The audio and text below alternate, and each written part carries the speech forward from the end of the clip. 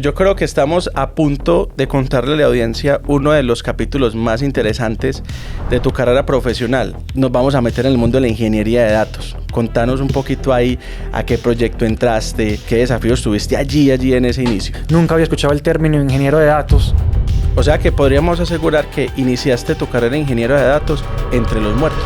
Sí, se puede decir. ¿Qué tal esa experiencia con ese manejo de ese tipo de datos? Pues me parece muy interesante el tipo de negocio. Pero cuando llega uno y se lo muestra a un cliente, cuando llega uno y se lo muestra a un usuario, esas personas pues no tienen, pues no van a ver como la gracia de tantas opciones, ¿no? Ellos van a preferir una interfaz más sencilla, más simple, más amigable, y creo que es de esas cosas que uno puede aplicar en casi cualquier desarrollo, que es muy útil en frontend. O sea, simplicidad. Simplicidad. Desarrolla una interfaz sencilla. Lo que haces no es para ti, lo que haces es para alguien más. Es la hora del tech. Prepara tu bebida favorita y disfruta de este viaje, donde vamos más allá del código y los datos. Hola a todos, estamos nuevamente por acá en la hora del tech. Hoy vamos a estar hablando de algo que la verdad a mí me apasiona mucho y creo que no tengo mucha autoridad moral para hablar del tema, pero no quiero adentrarme en los detalles sin antes que conozcan a nuestros invitados el día de hoy. Estamos por acá con Juan Diego y Jason Ortiz. Hola muchachos, ¿cómo están? Hugo, muchas gracias por esta invitación. Nuevamente emocionado de tener un invitado como Juan Diego. Vamos a tocar un tema muy importante que es el cambio de carrera. Entonces vamos a ver por qué Juan Diego está acá, qué pasó en esa transición profesional, para que él nos explique qué ha pasado ahí ahora en adelante. Cómo empezó, cómo llegó donde está y qué quiere seguir. Bueno, muy contento, Huguito, de estar por aquí en este programa. Un saludo a todos los que nos están viendo, a todos los que nos están escuchando. Como ustedes pueden ver, en la hora del tech queremos enriquecer muchas veces el contenido que entregamos. Entonces traemos historias, traemos invitados, traemos personas que tienen algo realmente valioso para compartir. Y yo creo que es valioso decir de que todos los que hacen cambios de carrera en el mundo del tech son personas que tienen un alto nivel de valentía. Y ya lo voy a decir por qué. Yo personalmente me siento muy orgulloso. Yo he tenido la oportunidad de ver parcialmente la carrera de Juan Diego. He visto esos baby steps. Recuerdo cuando estaba por allá trabajando con vocabularios. Juan Diego siempre se ha caracterizado por una persona que tiene muy buen vocabulario. Entonces, él estuvo por allá trabajando con los vocabularios mucho tiempo. Para la audiencia, ¿qué son los vocabularios? Son una vaina que, para serles sincero, es súper aburrida, pero es muy interesante. Es la verdad, es algo que es, digamos, como una parte de la preparación de datos de todos los proyectos que en Source manejamos, y no solamente en Source, todas las empresas que trabajan con datos médicos tienen la obligación de trabajar con vocabularios, ¿cierto? ¿Y qué son los vocabularios? Son estas listas de términos, estas listas de, digamos, como enfermedades oficiales, de medicamentos oficiales, diagnósticos, procedimientos. Y bueno, no queremos aburrir a la audiencia con esos detalles, pero quería decir que Juan Diego arrancó por allá en ese mundo de los vocabularios, ¿cierto? Aprendió mucho de datos y luego empezó a evolucionar mucho más en su carrera. Pero les estoy hablando como muy adelantado. Realmente la historia empieza un poco más atrás. Juan Diego, cuéntanos un poco cómo empezaste en el mundo de la tecnología. Vamos a ir como 10 años atrás, cuando yo estaba en el colegio, y entonces en mi última clase del colegio, pues en informática, le digo yo a mi profesor como que, hey, profe, es que no sé qué estudiar, ingeniería electrónica o ingeniería en sistemas, ¿cierto? Y entonces el profesor me dice como que no, estudie electrónica, pues, que tiene como más futuro, más salida, todo. Y entonces le hice caso y empecé a estudiar ingeniería electrónica. Y pues luego pasaron 5 años que estudié ingeniería electrónica. Yo hice mis prácticas profesionales en una concesionaria vial, que, bueno, no voy a decir el nombre. Haciendo carreteras, pues. Sí, ellos hacían y mantenían carreteras, y allá aprendí mucho. Allá hice mis prácticas de la universidad. Y pues entonces, claro, cuando uno empieza, ve que es muy diferente, ¿no? La parte teórica, todo lo que uno aprende en la universidad, ya cuando uno entra a la industria, ¿no? Pero vos empezaste, o sea, 5 años de ingeniería electrónica, ¿fue? Sí. Y de ahí pasas a ingeniería de sistemas. No, digamos que nunca ejercí electrónica, ¿no? Porque la razón por la que me metí a electrónica era como por todo el tema de trabajar con los dispositivos, pues, que el hardware, que vamos a soldar, que vamos a programar microcontroladores, pero al final ya cuando yo estaba a punto de graduarme de electrónica no había mucha salida para eso, ¿no? Lo que había salida era mucho para programar, para todo el tema de desarrollo. Entonces, hiciste 2 carreras, pues. Yo soy de profesión ingeniero electrónico, pero creo que nunca he ejercido ingeniería electrónica.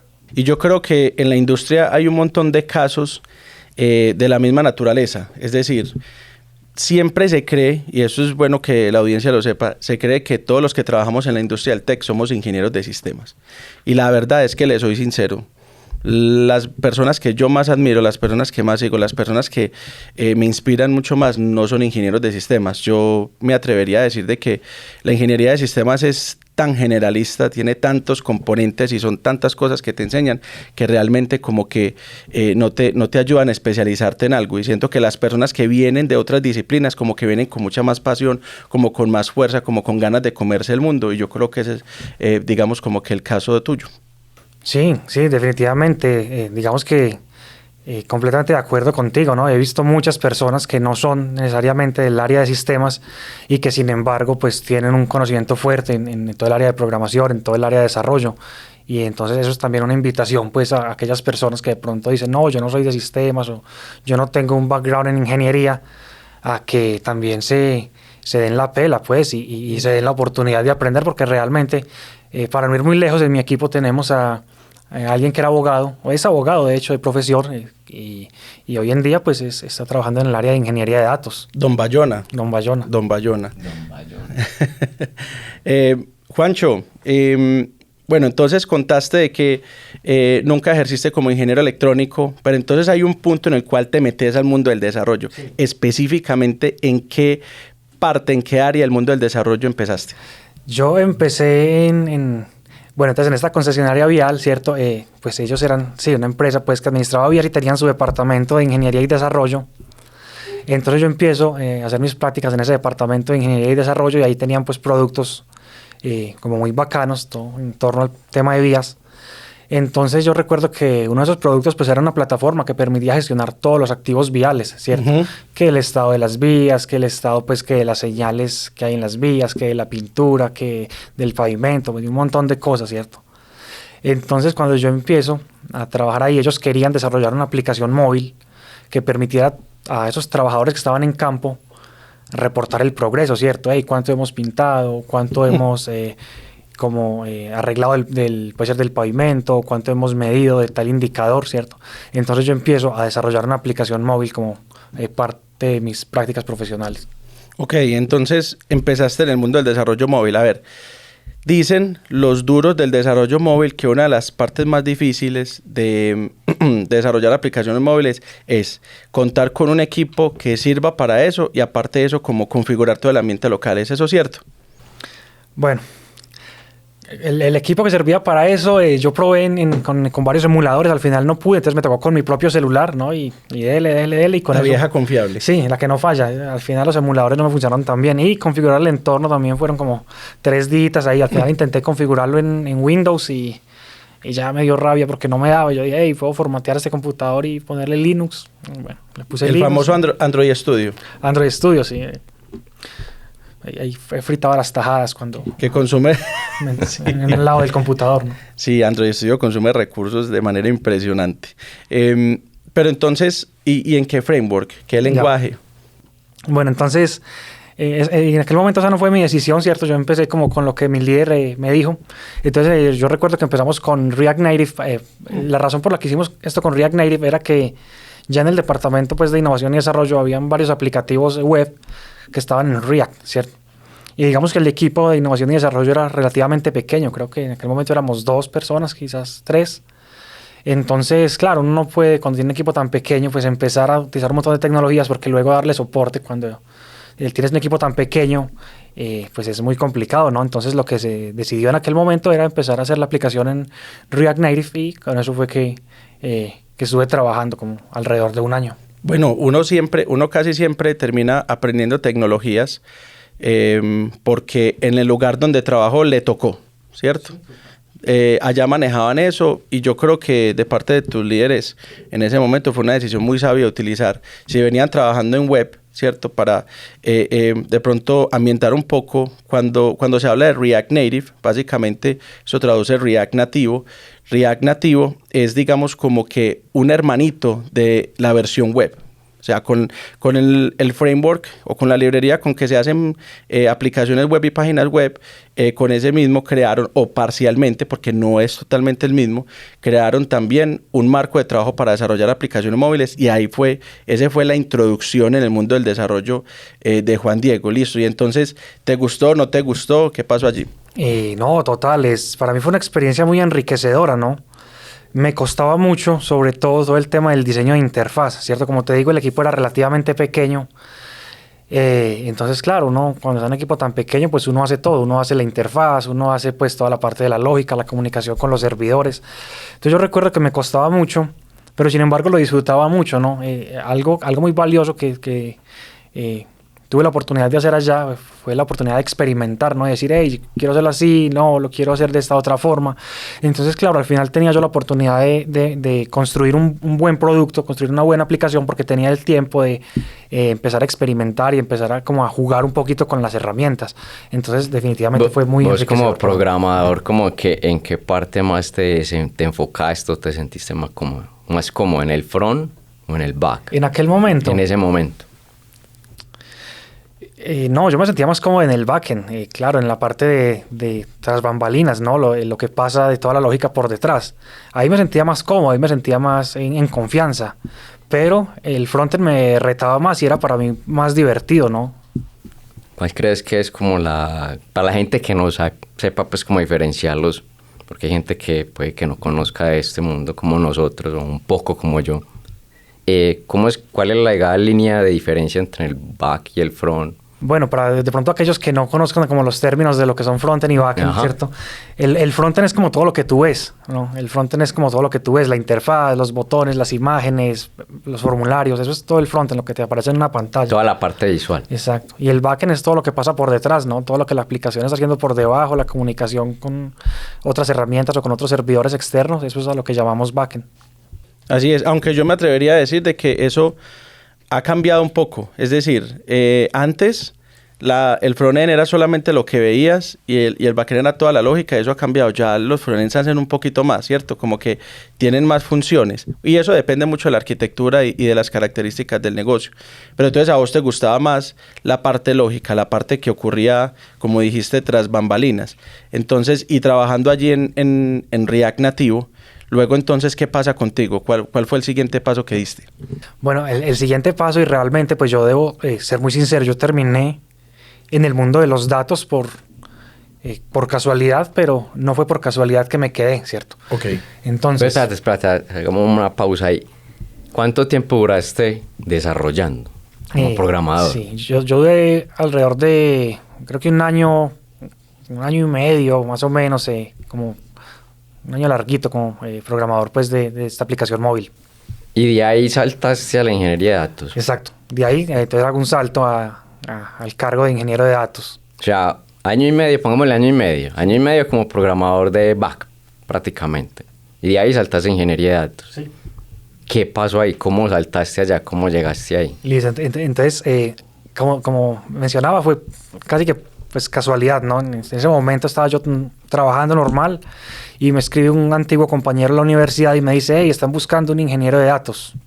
Y yo, ¿pero qué es un ingeniero de datos? Sí. Muy bueno. ¿Qué es eso? Vaya, búsquelo. No, que alguien que sepa Python y SQL. Bueno. Eso no es un ingeniero de datos para la audiencia, pero listo, digamos que por ahí va la cosa. Entonces yo dije, no, pues, pero yo sé Python y un poquito, no mucho, pero sé Python y SQL pues también un poquito, ¿no? Y si no, pues yo estudio. Mande la hoja de vida. Y yo mando la hoja de vida. Yo la verdad no tenía mucha esperanza, ¿no? Porque yo la verdad no conocía muy bien lo que era el cargo, no conocía muy bien las funciones, nunca había escuchado el término ingeniero de datos.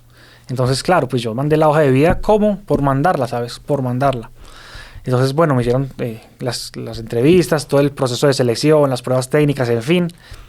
Inclusive recuerdo mucho que la prueba técnica no la alcancé a finalizar del todo, sino que me quedó una partecita faltando por tiempo, entonces bueno, igual la mandé así, expliqué por qué no la había terminado, en fin. Y no sé, como a la semana me llaman, no, quedaste para el cargo de ingeniero de datos. ¿Usted creyó que no lo iban a llamar? Porque todos los que no terminamos una prueba técnica en una entrevista y decimos, no, ya esto se perdió, ya Sí, claro. sigamos buscando. Sí, claro, no, yo mandé la prueba incompleta como para que me dieran la retroalimentación de, hey, ¿cómo puedes mejorar? Para eso la mandé, pero yo dije, no, pues, no creo que me llamen. Claro, cuando me llaman y me dicen que había quedado, yo como que, ay. O sea, además que porque no había más personas, Sí, creo yo. yo creo lo Estaban mismo. embalados. Eso era lo que había, ¿no? Yo era lo que había. Sí, no había más. Es que a la hora de la verdad yo me tardé mucho para entender qué es un ingeniero de datos. Todavía a veces me lo pregunto y me imagino que en esos tiempos todavía era mucho más confuso. Sí, creo que sí. Sobre todo pues que el ingeniero de datos trabaja como en un espectro muy amplio de tecnologías, de técnicas. Entonces, claro, es a veces difícil como dimensionar o digamos, darle como ese scope pues a lo que es un ingeniero de datos, ¿no? Como definirlo dentro de un sector. Pero en ese momento cuando empezaste, listo, quedé seleccionado, ¿qué pensas? Y, parce, ¿yo voy a ser capaz de hacer esto? ¿O qué? No, claro. ¿Qué sentiste en ese momento incluso cuando llegaste a esa empresa? ¿Qué fue como el desafío más grande que tuviste ahí? Bueno. Porque claro, venís del back y te van a meter como ingeniero de datos. Entonces uno ahí siempre como, ¿qué va a pasar acá? ¿Cuál fue ese gran desafío que tuviste? Bueno, ahí hubo un par de desafíos grandes, ¿cierto? El primero pues fue que en esta empresa la comunicación pues era en inglés, ¿cierto? Como con los clientes, y yo no venía pues de una compañía en la que hablaba en inglés, entonces para mí eso fue muy difícil.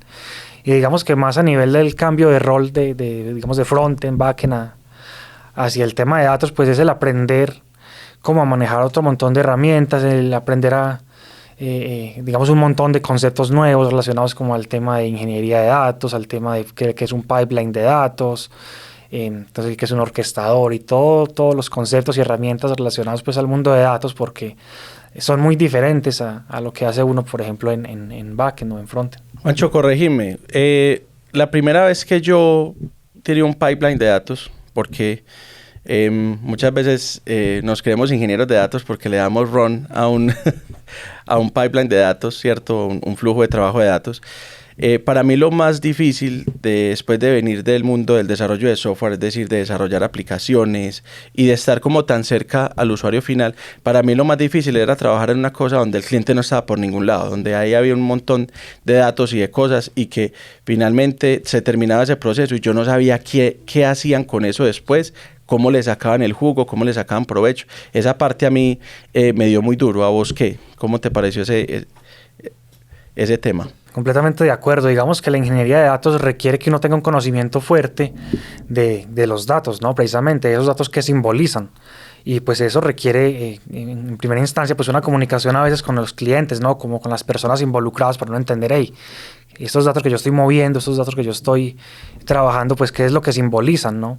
Entonces en el proyecto en el que yo estoy actualmente, claro, para mí era muy complicado porque yo recuerdo que era como que me dijeron que era como listo, cosas relacionadas con temas pues de personas fallecidas, y yo como que bueno, sí. Uy, pero vení que te nos estás adelantando mucho. Sí. Ahorita, sí, ahorita hablamos en la introducción de los vocabularios. Vale. Yo quisiera como que habláramos un poquito de esa parte antes de que pases, porque como tal yo considero que cuando estabas trabajando con los vocabularios todavía no estabas haciendo ingeniería de datos, estabas haciendo algoritmos, transformaciones, estabas haciendo mantenimientos, pero dicen los gurús, ¿cierto?, que un ingeniero de datos en la gran mayoría de su tiempo trabajas con datos masivos, con lo que se conoce como Big Data, ¿cierto? Y allí no estabas trabajando con Big Data, pero de todas maneras eran como tus pinitos en este mundo. Sí, completamente. Cuando yo estaba en vocabulario, sí, lo que decís, el volumen de datos era muy bajo y digamos, la frecuencia también era baja, ¿cierto? Entonces yo trabajaba con unos volúmenes pues muy manejables. Entonces, pues sí, era un buen espacio para aprender, y en ese momento yo no conocía muy bien el propósito de esos datos. Yo recuerdo que yo estuve mucho tiempo trabajando allí y yo pues trabajaba con esos datos, ¿cierto? Cargaba pues todo el tema de los vocabularios que vos mencionas, que como dices, pues para los que de pronto no están familiarizados, son datos como de referencia, pues. Y claro, ahí me costaba mucho porque yo no entendía muy bien cuál era el impacto del trabajo que yo estaba haciendo, ¿cierto? Porque en primer lugar hacían parte de como un proyecto mucho más grande. Y entonces, claro, para mí era un poquito difícil entender cuál era el impacto de esos datos que yo estaba pues cargando como a las bases de datos o transformando o extrayendo, en fin. Yo creo que Juan Diego, en ese proyecto específicamente, fue en el momento en que más te especializaste en Python, ¿cierto? En el lenguaje de programación Python. Fue en el momento en el cual pudiste aprender, digamos, de manera avanzada. Yo creo que la gran mayoría de personas que trabajamos con Python lo conocemos, es muy fácil, pero allí en tu día a día, al, digamos, tener ese nivel de inmersión en el lenguaje y no estar preocupado tanto por otras cosas, sino como cómo hago transformaciones, cómo cargo datos en memoria, cómo las listas, todo este tema. Yo creo que ahí alcanzaste, digamos, como que un nivel tipo máster en Python. Bueno, no sé si decir máster, me parecería un poquito pretencioso decir yo que máster en Todos Python. decimos lo mismo, pero sí. Sí, el equipo de vocabularios para mí fue muy valioso porque me permitió, de nuevo, hacer lo que hacía cuando era frontend, y es tener esa capacidad de experimentar. Cuando vos tienes la capacidad de experimentar, de hacer algo, de borrarlo, de volverlo a hacer, de hacerlo en 3, 4 formas distintas y mirar cuál funciona mejor, por qué funciona mejor, cuáles son los pros y contras de cada una de ellas, entonces es ahí donde te empiezas a pulir, tanto en el uso del lenguaje como en tus habilidades como ingeniero de datos, ¿no? Dices, hey, esto es mejor hacerlo así y es mejor utilizar esta característica del lenguaje para hacerlo de esa manera. Es decir, no hay nada mejor que un proyecto en el cual te dejen meter las patas. Sí, completamente. Ese es el proyecto que construye tu carrera, ese es el proyecto que realmente te da esa visión, donde tener la oportunidad de experimentar, de gastarte la plata de otro, mentiras, no. Pero es ese tipo de proyectos que nos vuelven realmente los profesionales que terminamos siendo. Sí, completamente de acuerdo. De hecho, estaba pues pensando estos días que me habían preguntado eso, como, okay, ¿cuál es esa habilidad que tú crees como más valiosa o esa herramienta más valiosa que uno tiene para crecer, ¿no? Para elevar el nivel? Y efectivamente creo yo que es esa capacidad de experimentar mucho. Un equipo que te deje experimentar te va a pulir mucho. Yo creo que estamos a punto de contarle a la audiencia uno de los capítulos más interesantes de tu carrera profesional, al menos más interesantes para los que somos fans de Juan Diego, para los que seguimos cada paso que da. Yo creo que... vos sos fan de... Yo soy fan de Juan Diego, no se lo había dicho, él no sabía. Juan Di Fans. Juan Di Fans, eso, Juan Di Fans. Yo soy miembro de ese selecto grupo. Vale. Entonces, Juan, ahora sí nos vamos a meter en el mundo de la ingeniería de datos. Contanos un poquito ahí a qué proyecto entraste, digamos, qué desafíos tuviste allí en ese inicio. Y también, como para complementar lo que Hugo te está diciendo, es qué bases del front o del back, cuando estuviste en la etapa de programador, te sirvieron para este cambio. Como que qué tomas de ahí y llegaste a aplicar como en la ingeniería de datos. Sí, muy buena pregunta y voy a volver a ella en un segundo, cuando cuente con lo que Hugo me pregunta, para hilar un poco mejor entonces. Respecto a lo que me dices de que, claro, en qué momento yo, ahí sí paso como a hacer un poquito de ingeniería de datos más fuerte, ¿no? Digamos, con unas herramientas más modernas, con unos volúmenes de datos más grandes, ¿cierto? Eso pasa como alrededor de hace 2 años. Después de que yo estuve pues puliendo, como te digo, mis habilidades en el equipo de vocabularios, ¿cierto? De programación, de pronto de razonamiento de datos. Entonces ya paso a un equipo en el que se manejan los volúmenes de datos un poquito más grandes, sin llegar a decir pues que es Big Data, porque de pronto no es tan grande como otras compañías pues, que mueven muchísimo más, pero sí son los volúmenes más considerables de datos y con unas herramientas un poquito más modernas. Entonces, claro, ahí es donde empiezo yo realmente a enfrentarme a un montón de retos, ¿no? Y el equipo trabajaba, como había mencionado ahorita, con un tema muy interesante que es el tema de personas fallecidas en Estados Unidos.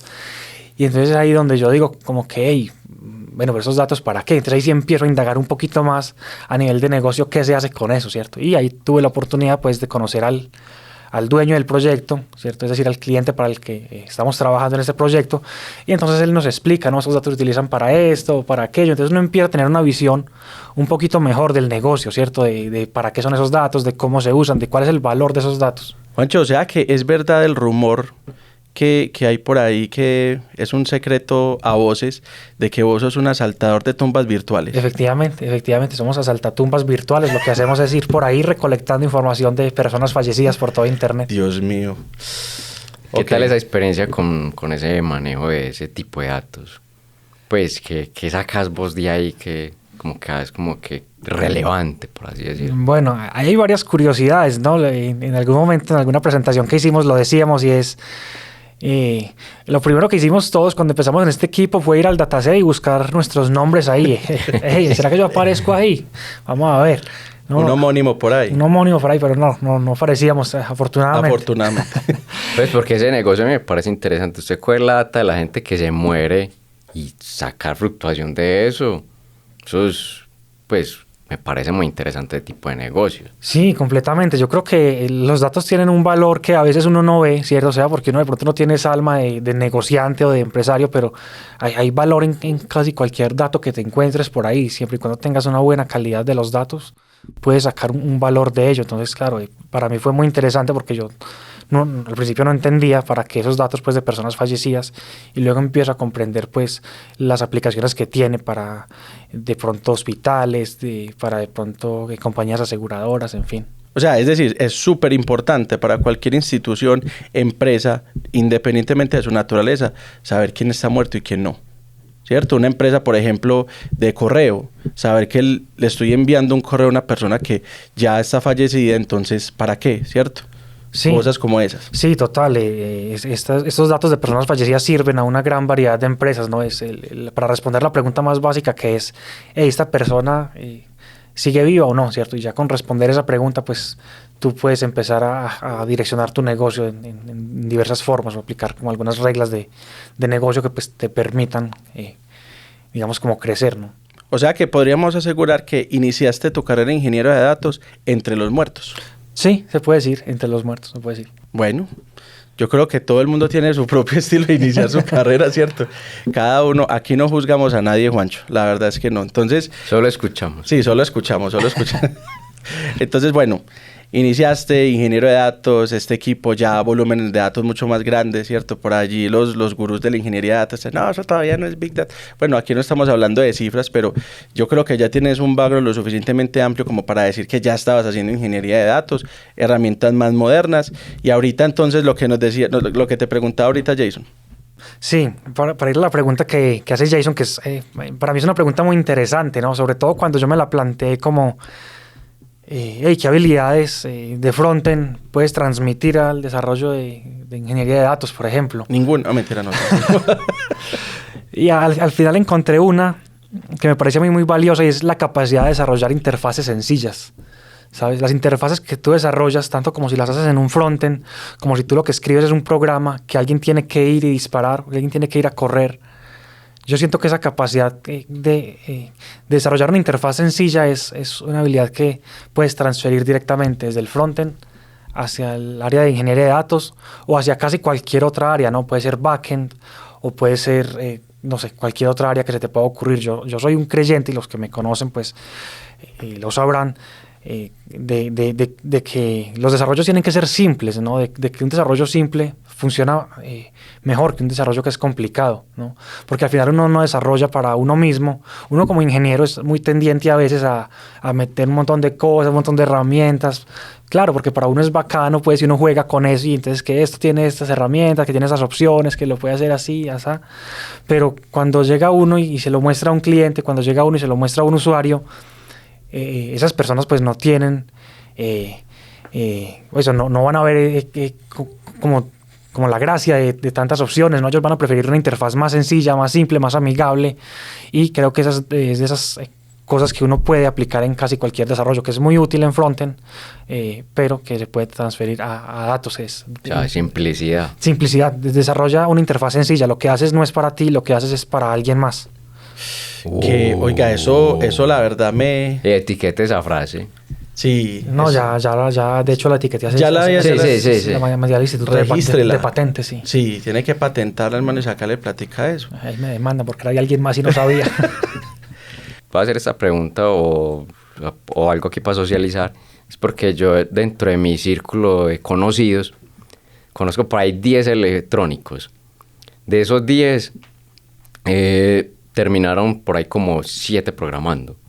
Y esos que terminaron programando como vos saltaron a la ingeniería de datos. ¿Hay alguna, no sé, alguna razón, alguna circunstancia? Porque es que son como muy Ya eso me parece como muy común ver ingenieros electrónicos que terminan programando y después pasan a ingeniería de datos. ¿Eso es qué? ¿Muy común o qué? ¿O a qué se está debiendo? En primer lugar, no hay mucho campo para hacer desarrollos en el área de ingeniería electrónica, ¿cierto? Digamos que vos puedes tener una compañía muy grande que maneja pues máquinas, no sé, sistemas de automatización y requieres quizás un ingeniero electrónico para toda la compañía, ¿no? Entonces, claro, no hay mucho campo. En cambio, en el área de datos sí hay mucha demanda. Y los ingenieros de datos, los ingenieros electrónicos, pues tienen un background también en programación, tienen también un background digamos, en pensamiento estructurado que les permite pues saltar al área de ingeniería de datos o de desarrollo. Entonces yo creo que puede ser eso, ¿no? De que se dan las circunstancias, digamos, en el contexto para que eso pueda pasar. Ok, digamos que hoy a hoy, ¿vos qué podrías decirle a esos futuros ingenieros electrónicos que vienen en camino, las personas que están estudiando esa vaina, ¿qué les podría decir? Lo que están viendo por allá, transformada de Laplace, por allá ecuaciones diferenciales, bueno, no las van a usar. O sea, eso no sirve para... Eso sirve para 3 cosas.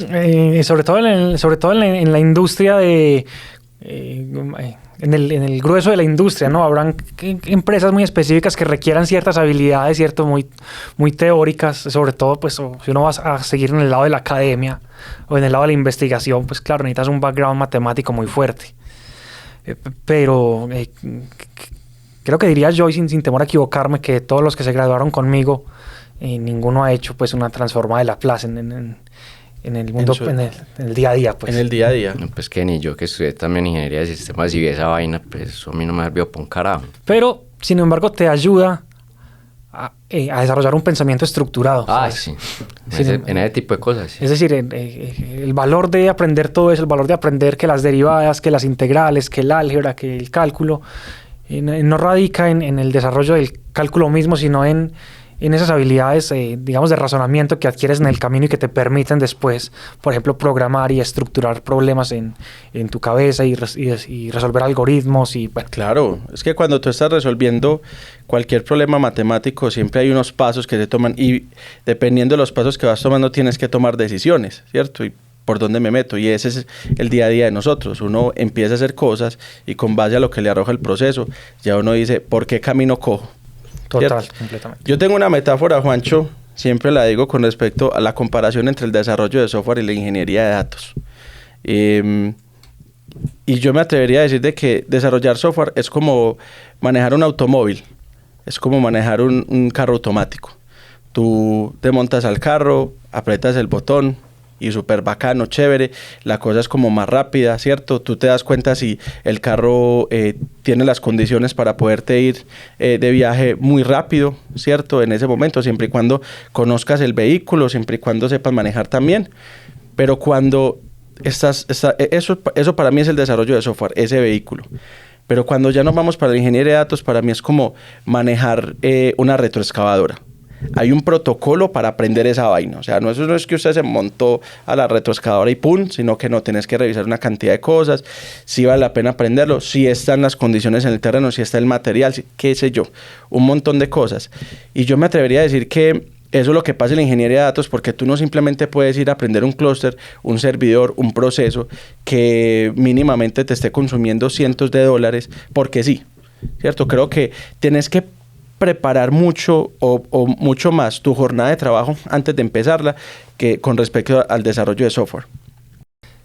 Sí, hay varias cosas. Muy interesante lo que planteas de la retroexcavadora y digamos de verificar las condiciones, ¿no? Digamos que uno de esos principales retos que se enfrentan las compañías cuando quieren hacer temas de datos es que no tienen las condiciones dadas para hacer temas pues de datos, ¿no? Y las condiciones dadas pues es simplemente tener datos y tener datos de buena calidad, ¿cierto? Esas son las condiciones básicas para hacer ingeniería de datos, ¿no? Si no tienes eso, no importa que tengas la mejor infraestructura, pues no tienes nada, ¿no? Lo primero que requieres son datos de calidad. Y no digo datos limpios, ¿no? Porque la ingeniería de datos te los va a limpiar, pero sí digo datos que te provean un valor. Y por otro lado, sí, tienes que ser muy cuidadoso. Lo que mencionas es cierto. Es muy común en ingeniería de datos cometer un error y gastarte cientos o miles de dólares en un errorcito, ¿no? Hemos tenido ejemplos en nuestro día a día de Por ahí un señor que prendió un clúster, un servidor un viernes, se le olvidó y cuando llegó el lunes había estado prendido todo el fin de semana y cuando se fue a ver la factura eran $20,000 que se consumió. Oiga, aproximadamente 100 y piole millones de pesos botados en un fin de semana. Uno se los puede haber gastado, qué sé yo, yéndose para el glamping más lujoso de Guatapé y ahí este señor se lo gastó en un clúster. Sí, completamente. Hay que ser muy cuidadosos con el tema de costos, sobre todo. Sí, y yo me atrevería también a decir que hay una parte psicológica.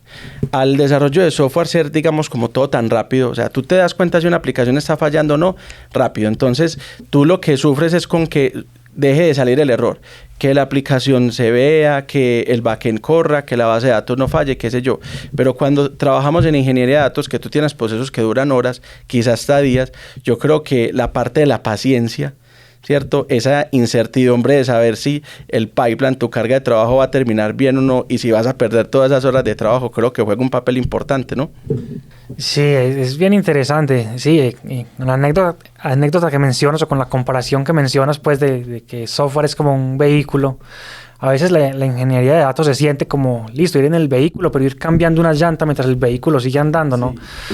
Al final lo que uno hace es coger un conjunto de datos e irlo puliendo cada vez más, ¿no? Y lo vas puliendo todos los días, y todos los días descubres que hay una falla de calidad de datos, de que hay una cosa que se puede pulir, que se puede mejorar, de que los datos no son consistentes por X o Y razones, y lo que vas es puliéndolo cada día.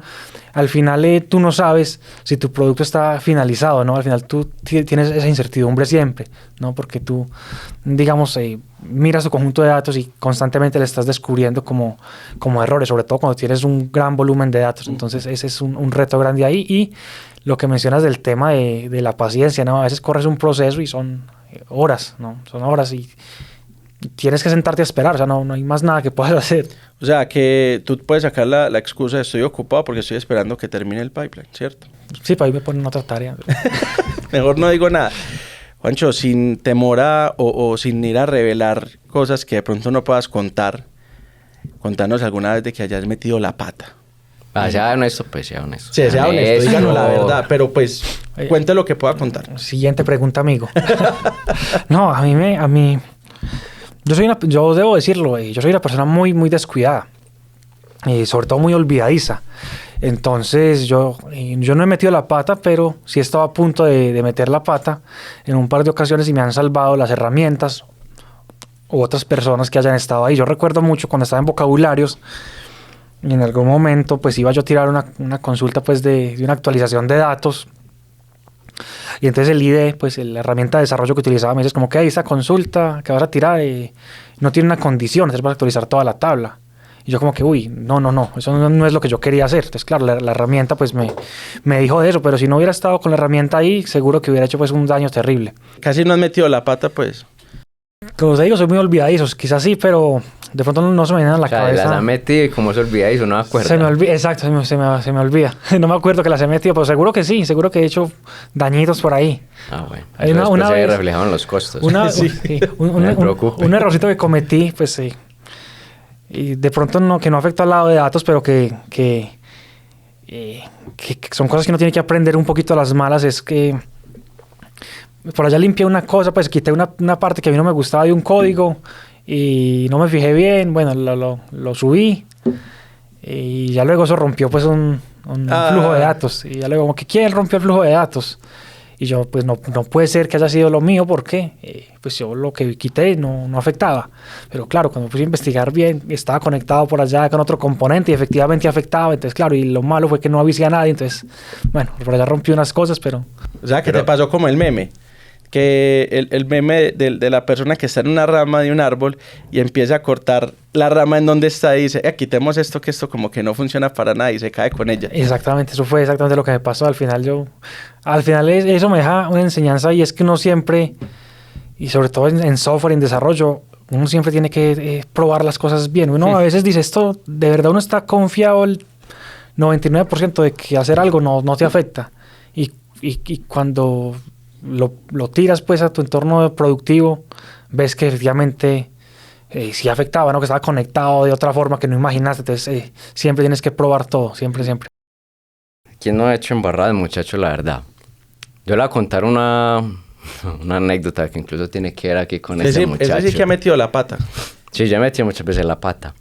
Llega este man, creo que estamos en tu casa, ¿no? Yo no me acuerdo tanto. Creo que estamos ahí, estamos camellando. Y me dice este man, ve esta basura que me llegó en la nube. Sí. Creo que era el correo tuyo, de la corporativa, ¿no? No, me regalaron $150 en Azure para poder cacharrear. Y había ¿qué es lo que había ahí? Básicamente, como yo siempre he sido tan cacharrero, entonces usted no estaba en mi casa, estábamos en llamada. Estábamos en una videollamada. Y le digo yo, hey, eso que está ahí, ¿qué homies? No, yo creo que se puede borrar. Y yo, parce, ¿estás seguro que eso se puede borrar? Ya voy a borrar eso que me estorba. Y empezó a borrar uno a uno, tan. Listo, seguimos trabajando normal. El otro día me llama casi que llorando. Parce, eso que borré tumbó yo no sé qué, esto de toda la compañía. Yo creo que me van a echar. Y yo, ay, parce, ¿cómo así? Si ve, yo le dije que no lo borrara. Y yo, hermano, no me preocupe, ahí buscamos a ver qué hacemos con usted. Y efectivamente, ¿qué fue lo que...? Hombre, yo siempre he sido muy, muy arriesgado. Yo sí puedo decir que soy de esos desarrolladores que he borrado bases de datos en producción. Hasta en el proyecto suyo borré datos en producción. No, pues usted ya ha hecho yo he hecho de todo, pero prefiero hacer eso y que me echen y aprender. Entonces, no, pero así... Sin trabajo, pero con el conocimiento. Eso, exacto, sin trabajo, pero con el conocimiento para conseguir otro. Entonces, no, pero así como la historia corta fue que yo entré a ese entorno de Azure, me dijeron, me van a regalar $150. Eso fue en el 2017. $150 son plata ahora imagínense, en el 2017 dije, no, aquí podemos hacer maravillas, y empecé a ver mi ambiente y vi unas cosas ahí que yo dije, en esos tiempos creo que eso todavía existía, Application Insights, eso es básicamente un servicio para monitorear otros servicios, y ¿qué puede pasar? Entonces eran un montón, y yo seleccionaba así tipo Excel, seleccioné aquí a acá, y borré filas, y yo todo feliz. Y Jason sí me decía, Jason es mucho más precavido. Entonces, ¿estás seguro? Y yo, ¿cómo que no? Oiga, y al otro día me llama de parte del cliente el CTO de una empresa de más de 13,000 personas. No puedo dar nombre, no puedo revelar identidades, pero él se llama Gary, y Gary me llama y me dice, Hugo, si es verdad, yo en esos días ni inglés hablaba, pero ese día entendí inglés, una cosa, como cuando uno ve la vida que le pasa así por el frente, que está como en cámara lenta, y me llama ese señor y me dice, Hugo, si es verdad que usted borró tal cosa, y yo le entendí perfecto, y yo, sí. Que uno puede no saber inglés, pues no sabe cuando lo están regañando, ¿sí o no? Y yo dije, sí. Oiga, y eso, la llamada fue cortica, yo dije, ya, aquí se me acabó. Esa fue la primera experiencia que yo tenía con gringos, y yo dije, aquí se me acabó mi introducción al mundo de las empresas de Estados Unidos, ya no voy a aprender inglés, X, Y, Z. Y me llama luego, tenía un equipo de liderazgo muy bueno, y me decía, Huguito, hágale que yo lo apoyo. Yo he hecho muchas metidas de patas, pero siempre he tenido gente alrededor como que me dice, hágale, hermano, que yo le colaboro, afortunadamente. Sí, ahí con lo que mencionas, Hugo, bueno, no conozco la herramienta, pues lo que borraste o eso, pero algo muy importante es que en datos uno sí tiene que ser muy cuidadoso cuando borra cosas. Cuando tú destruyes una infraestructura en la nube, bueno, es un error costoso, pero tú una infraestructura la puedes recrear, ¿sabes? Pero si tú borras un dato no lo puedes recrear, o sea, no tienes forma de reconstruirlo. Entonces, hay que ser muy, muy cuidadosos al borrar datos. Normalmente es algo que yo no hago. Normalmente yo le pido a alguien más que lo haga por si... No, pues, como por una validación doble. O sea, tú no eres capaz de borrar registros de personas fallecidas. No. De hecho, normalmente yo no borro datos, no me gusta, me da miedo, me da miedo hacer un daño, ¿sabes? Porque yo sé el impacto que eso puede tener. Hace poco, con lo que estamos hablando de los cagadores que uno ha hecho, pues, de las metidas de pata, sí recuerdo que en el proyecto el cliente no se dé cuenta de esto. Él no entiende eso, Ya lo está escuchando. En otro proyecto, pues, de que trabajaba con gente viva, registros de gente viva. Yo recuerdo que teníamos que mover unas cosas de por allá, hay unas colas de mensajería a otras.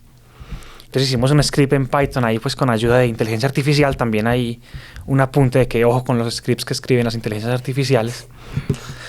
Y entonces estaba yo con un compañero mío, pues, de DevOps, de otra compañía también. Sí, otra gente por ahí. un Brian, pues, de un Brian, pero de otra compañía. Ujú.